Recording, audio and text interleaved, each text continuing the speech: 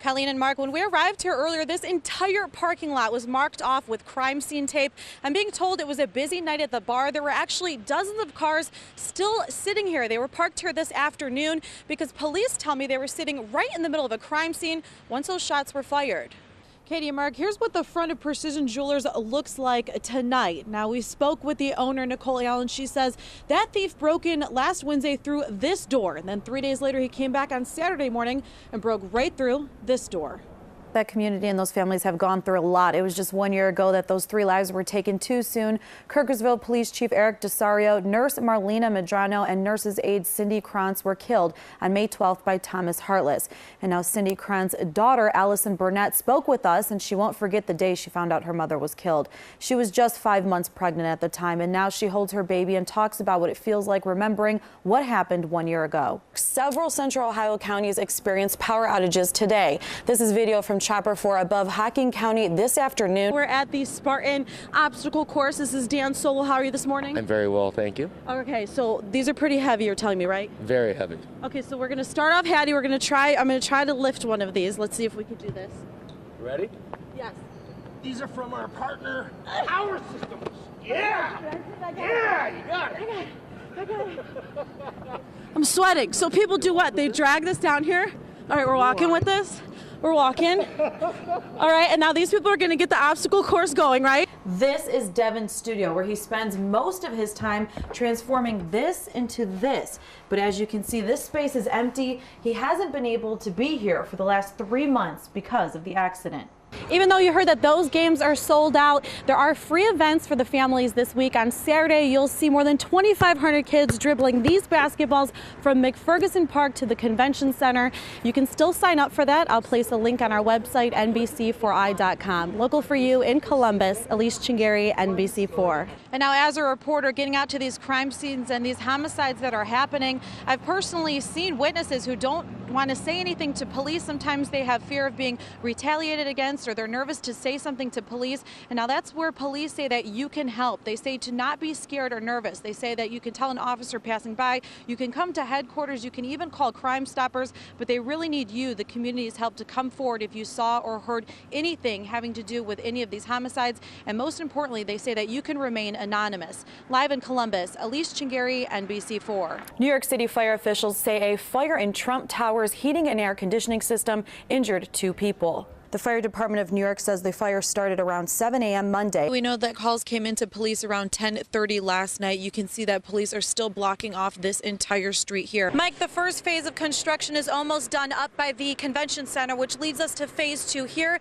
That should be done by November. To give you an idea of what most of the area will look like, the sidewalk will be about as wide as this one here, and also these areas will be filled with trees. This is exactly where the little girl was taken, inside of that van. What we're being told by Columbus police is that the mother was inside of the van. A man came up, pulled her out of that van, and then took off. Jennifer and Matt, we're here on Emerald Parkway here in Dublin, and what we can tell you right now is that this is an active police situation that's happening. You can see there's a lot of police cars blocking off this entire area. Obviously, it's something that happened here at the post office. I know when we just pulled in the parking lot here a couple minutes ago, we did see that there was an ambulance leaving the scene with lights and sirens on, so it does look like someone was being transported from here. We do know that police are walking around the area with guns in their hands. We've also seen a male being taken into the back of a police car. So we're working to get you more information right now, but police just headed inside of that post office building. The 2 households, they have a little friendly bet happening. Whoever wins, of course, there's bragging rights, but then the other one has to mow the other one's lawn. So Monica, I think you and Hattie are both going to agree with me that Jay Green over here is going to become quite the landscaper. Yes. Later on today and be clearing out this entire yard over here. What do you think, Monica? Yeah, definitely. He's going to get some practice in because they are not winning this game. All right. Thank you, Elyse. Love that. Too cute. They were evacuating those mobile homes there on Old Logan Road, and we had just left there, and you can see that we're at one of the intersections. You can see exactly how high this water is. I'm not going to go further deep, but we know that there was a lot of cars trying to pass through here. You do want to be careful of this area. We're here at the 1400 block of West Rich Street. You can see see that police and detectives are here on scene. This is all after we've learned that a man has been shot dead.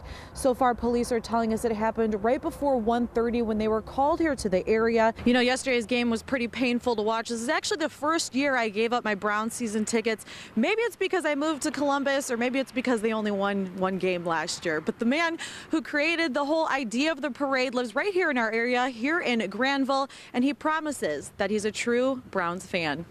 Elliot, Mark, it's been a really exciting weekend. We can still see remnants all over the ground of confetti of that celebrating from this weekend. We've watched the whole process of turning this arena into the Final Four stage. You can see that court being taken apart right now, as it was just less than 24 hours ago that Notre Dame took home that women's NCAA championship. Also known as Mr. J, and seeing how he interacts with his students, it's clear why he's a top 4 finalist for the National Teacher of the Year award. Show you a photo here on my phone. I know reception's kind of tough out here as well, but you can see what the scene looks like just about a mile down the road here. So once again, the Ross County Sheriff's Office can confirm that they are currently looking for a body right now. They told us that they will drive up the road here and give us more updates as soon as they have them. So of course, as soon as we have those, we will bring it to you on air and on our website, NBC4i.com.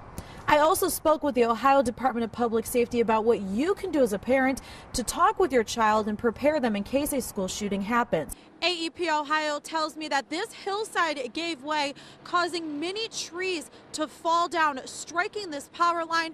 Those power lines are now in the creek here. They say luckily that power is shut off. You can see here that Bern Township Fire Department arrived here on scene. Those firefighters trying to get these branches and the trees out of the way. Here's the aftermath from the explosion. Fire Captain Craig Murdoch tells me one of the men injured had to run and hide behind this Jeep right here.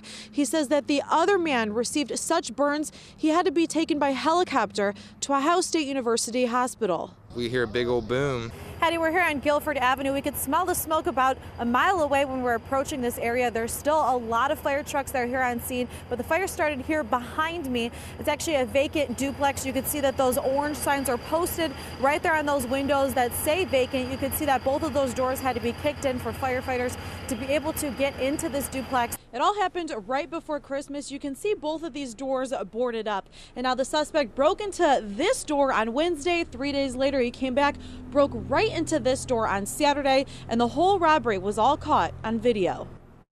It still hasn't really set in how much of a shock that it is. And for it to happen twice in 3 days, it's just sickening. It's overwhelming. Hundreds of pieces gone.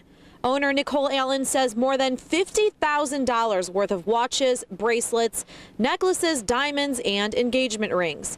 Adding this business is her life and supports her family of 7. This is, 7 days a week.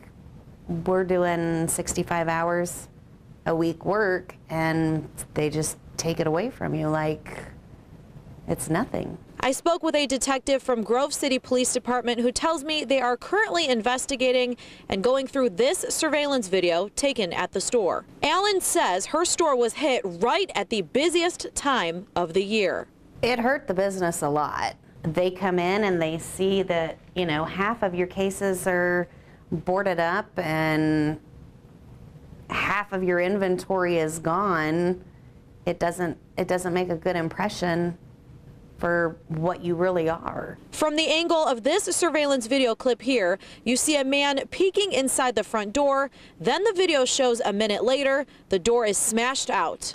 And now that owner, Nicole Allen, just contacted me, and she says that they are offering a $1,000 reward that leads to a conviction. She said the store is going to open back up tomorrow morning, 10 o'clock in the morning, because she says they can't afford to have the doors closed any longer. She also wants customers to know if they were having their jewelry repaired. She says that is all safe. If you have any information, you're being asked to call the Grove City Police Department. Live in Grove City, Elyse Chengery, NBC4. What do you think about this weather? It's cold. Where are you from? Conroe, Texas. Our cold front is 25 degrees. But the good news is that it's supposed to get warm like Tuesday, Wednesday, midweek, like 40s. That's a heat wave. Well, I'm not from here, so I definitely don't like it. And this is not nice, not sunny.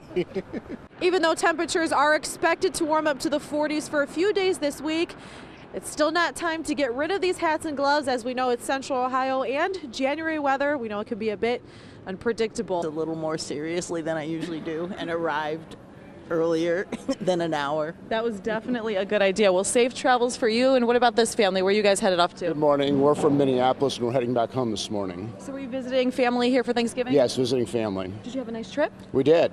We love Columbus. The Buckeyes got a victory over Michigan too, so we're happy. I agree with that. High five on that. I know. Have a safe flight.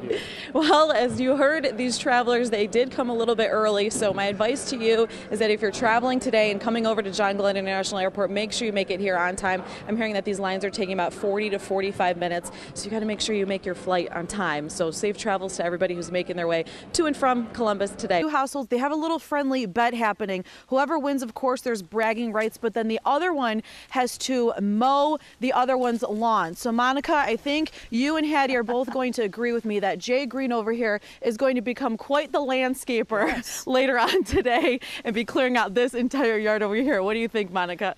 Yeah, definitely. He's going to get some practice in because they are not winning this game. All right. Thank you, Elyse. Love that. Too cute.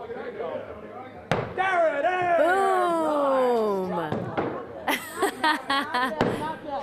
All right. Not bad, Hattie. Come out here and join me. Yes. Lesson learned. Don't mess with Elyse Chengery.